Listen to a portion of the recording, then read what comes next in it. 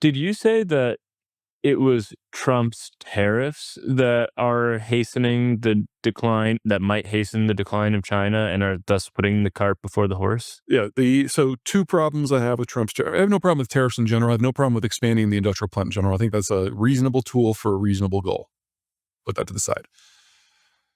The tariff policies have changed so often. We're now on our 140th since the 20th of January, that industrial construction spending is flatlined because nobody knows what the rules are. And Trump has made it very clear. Let's see, today is June 12th. He's made it very clear there's another 20 tariff policies coming within the next 2 weeks, specifically designed to hit all of our top trading partners.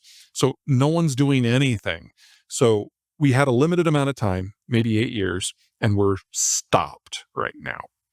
On the other side, China is the world's most trade-dependent country for imports and exports, and tariffs have gone up and down, and they're about to go up again. That is bringing the end of the Chinese system closer. So we now have less than 8 years, and we're not moving.